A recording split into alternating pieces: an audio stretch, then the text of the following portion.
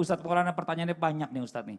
Apakah benar doa jika kita belum terkabul atau belum diijabah oleh Allah, sampai saat ini mungkin ada salah dalam gerakan atau cara tangan ketika kita berdoa. Terus benar juga sih kalau seandainya doa juga harus menghadap wajah ke langit katanya supaya langsung terdengar gitu Ustadz. Ini bagaimana hubungannya? Mohon izin. Baik, saya langsung praktek aja. Ya, boleh. Masya Allah. Maaf ya, izin ya. Masya Allah. Mas Hasan sama Habib, Mas Fadli aja ya.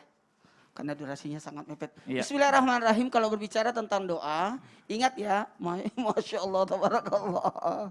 Nah, kalau kita berdoa, ketika kita berdoa ternyata ada yang berkaitan dengan adab-adabnya. Ternyata adab-adabnya, cari dulu waktu yang mustajab ketika berdoa. Sekali lagi, waktu yang mustajab untuk berdoa. Di hari Arafah, bulan Ramadan, sorenya hari Jumat, waktu sahur, dan sepertiga malam terakhir. Itu bagus banget waktu. Kemudian ada lagi manfaatnya ketika kita berdoa di mustajab, ketika ada lagi keadaan. Kalau tadi tempatnya, kalau waktunya.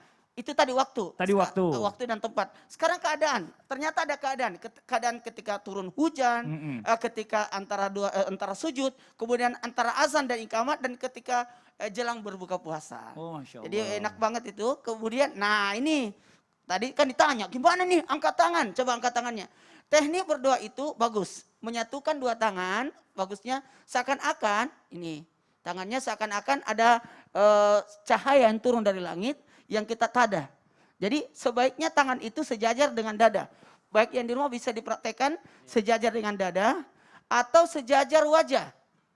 Untuk memperlihatkan kesungguhan ketika meminta. Nah, dan ada lagi satu, kalau nggak ada atapnya, contoh kita salat istisqa, kemudian kalau kita di luar di lapangan, ketika kita salat Idul Fitri, atau ketika kita ukuf di Arafah, kita kan di tenda, habis itu kita diminta keluar lagi, baca doa.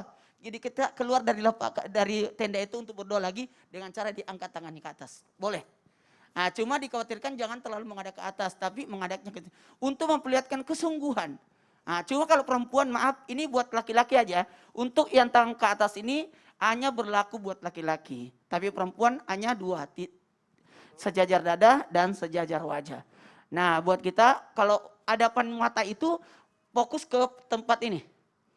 Ke telapak tangan. Jadi tidak menghadap ke atas tapi menghadap ke sini. Kalaupun kalau kita di hadapan Ka'bah, bagusnya memang menghadap Ka'bah. Ya, khusus untuk ketika ada Ka'bah di depan. Jadi sebaiknya kita menghadap. Kalau kita air zam-zam, menghadapnya ke air zam-zam. Kadang-kala kita mau minum air zam-zam kan harus berdoa. Makanya dilihat itu air zam-zamnya. Dengan suara yang lembut. Sekali lagi, suara yang lembut. Dan mohon maaf kalau bisa kita khusyuk ketika berdoa. Tidak bercanda, tidak bermain.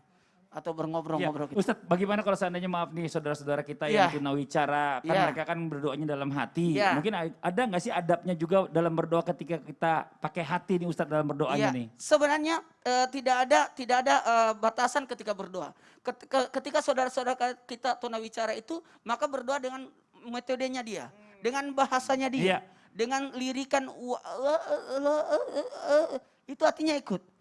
Tapi sebenarnya mereka itu berdoa. Jangankan saudara kita tunawicara, bahkan makhluk-makhluk Allah yang lain pun bersikir dengan cara bunyi-bunyiannya masing-masing. Caranya masing-masing. Caranya masing-masing. Masya Allah.